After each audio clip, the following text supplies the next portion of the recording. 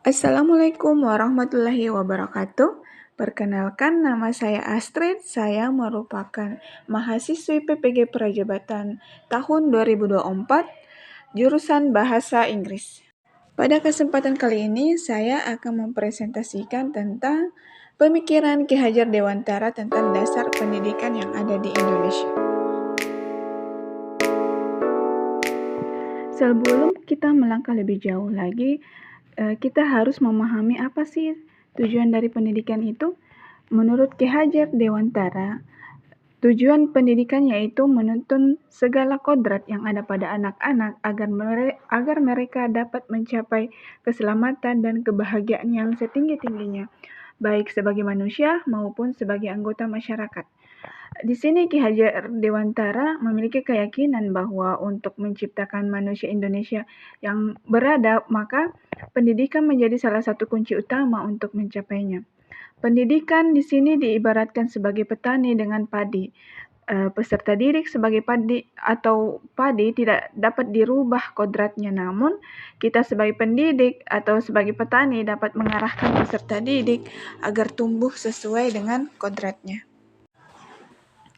Di sini pendidikan dan pengajaran memiliki arti yang berbeda, di mana pengajaran merupakan proses pendidikan dalam memberi ilmu atau berfaedah untuk kecakapan hidup anak secara lahir maupun batin. Sedangkan pengertian dari pendidikan itu sendiri yaitu memberi tuntunan terhadap segala kekuatan kodrat yang dimiliki anak agar ia mampu mencapai keselamatan dan kebahagiaan yang setinggi-tingginya, baik sebagai manusia maupun sebagai anggota masyarakat. Sehingga di sini pemaknaan pendidikan itu memiliki arti yang lebih luas.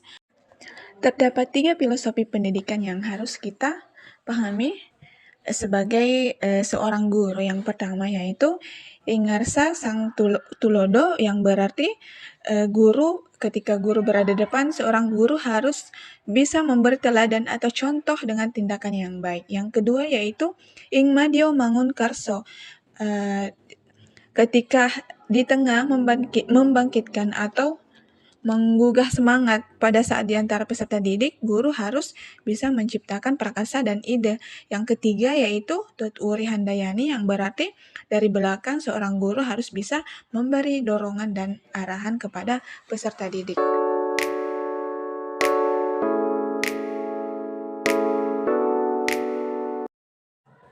Pemikiran Ki Hajar Dewantara yang pertama yaitu pendidikan yang menuntun, di mana menuntun dalam pendidikan menurut Ki Hajar Dewantara berarti membantu anak atau peserta didik untuk bisa menemukan dan mengembangkan potensi alami mereka. Dalam proses menuntun, anak diberi kebebasan dan di sini pendidik sebagai pamong dalam memberi tuntunan agar anak dapat menemukan kemerdekaannya dalam belajar. Pada pendekatan ini, guru tidak bisa memaksa anak untuk bisa mengikuti keinginan dari si anak, tetapi lebih pada pendampingan dan memberikan arahan yang sesuai dengan karakter dan bakat alamiah mereka, sehingga peserta didik dapat berkembang secara optimal. Yang kedua yaitu kodrat alam dan kodrat zaman. Di sini kodrat alam berkaitan dengan sifat dan bentuk lingkungan di mana anak berada. Sedangkan untuk kodrat zaman berkaitan dengan isi dan irama dari peserta didik. Di sini mempertimbangkan kodrat alam dalam pendidikan berarti kita mengakui bahwa setiap anak itu dilahirkan dengan potensi, bakat, dan minat yang unik. Sehingga peserta didik anak-anak tidak bisa dipaksa ke dalam satu cetakan standar, tetapi harus diberi ruang untuk bisa berkembang sesuai dengan potensi alami mereka. Sedangkan kodrat zaman dalam pendidikan berarti mengakui bahwa dunia berubah dan pendidikan harus berkembang untuk mempersiapkan anak-anak dalam menghadapi tantangan masa depan dan memiliki keterampilan abad 21. Dasar pendidikan yang ketiga yaitu budi pekerti, di mana budi pekerti merupakan hasil dari bersatunya gerak pikiran atau kognitif, perasaan atau afektif, dan kehendak atau kemauan, sehingga menghasilkan karsa psikomotorik. Menurut Ki Hajar Dewantara, watak atau budi pekerti merupakan kodrat setiap manusia, sehingga Guru dapat menuntun kecerdasan budi pekerti siswa dengan salah satunya yaitu memberikan contoh teladan yang baik kepada peserta didik seperti kata pepatah, "Guru kencing berdiri, maka murid pun kencing berlari." Artinya siswa mengamati dan meniru perilaku guru, maka kita sebagai calon seorang guru, se eee, seorang pendidik, kita harus bisa memberikan teladan baik dalam bertutur kata maupun berperilaku sehingga dapat menjadi contoh yang baik bagi peserta didik. Pendidikan yang merdeka. Menurut Ki Hajar Dewantara, manusia yang merdeka adalah manusia yang memiliki kemandirian secara fisik dan mental, serta tidak bergantung pada orang lain, sehingga kemerdekaan pada peserta didik merupakan syarat untuk bisa menghidupkan dan menggerakkan kekuatan lahir dan batin anak agar mereka dapat memiliki pribadi yang kuat dan dapat berpikir sebagai manusia inisiatif, serta dapat bertindak secara merdeka. Selanjutnya yaitu sistem AMO, di mana Ki Hajar Dewantara mengajarkan sistem AMO sebagai suatu metode pendidikan yang menekankan pada proses pembelajaran yang dikenal dengan 3 filosofis pendidikan, Ing Madya, Mangunkarso, dan Tutwuri Handayani, di mana penerapan sistem AMO dapat dilakukan oleh guru dengan memberikan pendidikan dengan kasih sayang yang tulus, mendampingi, merawat, dan menjaga anak agar peserta didik bisa dapat tumbuh dan berkembang sesuai kodratnya. Tripusat pendidikan. Menurut Ki Hajar Dewantara, terdapat 3 lingkungan yang bisa dijadikan tempat belajar yang penting bagi anak, yakni di lingkungan keluarga, sekolah, dan maupun masyarakat.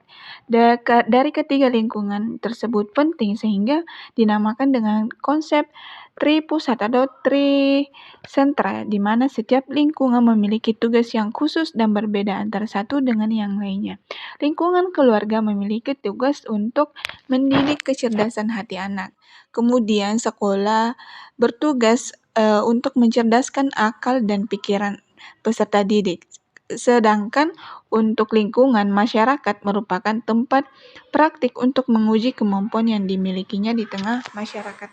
Untuk strategi yang dapat diwujudkan dalam pendidikan yang berpusat pada peserta didik, yang pertama yaitu dengan memberikan pembelajaran atau metode yang berpusat pada peserta didik, yaitu dengan memberikan variasi-variasi pembelajaran seperti project based learning ataupun problem based learning. Yang kedua yaitu bersikap adil kepada semua peserta didik tanpa membedakan si A ini merupakan siswa yang pintar, si B ini merupakan siswa yang bodoh, ataupun tanpa melabeli peserta didik yang dapat membuat peserta didik merasa kurang nyaman dan merasa tidak inklusif.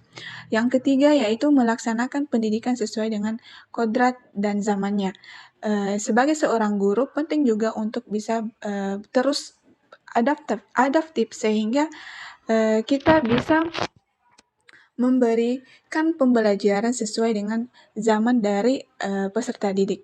Yang keempat yaitu melaksanakan pendidikan yang memperhatikan karakter peserta didik.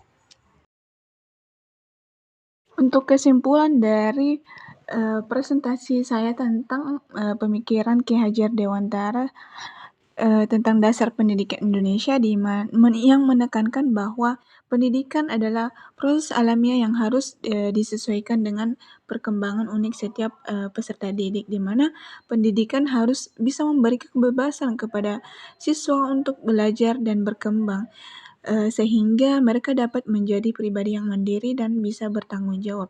Selain itu, pengintegrasian nilai-nilai budaya lokal dan nasional sangat penting untuk bisa membentuk karakter dan identitas peserta didik dalam masyarakat.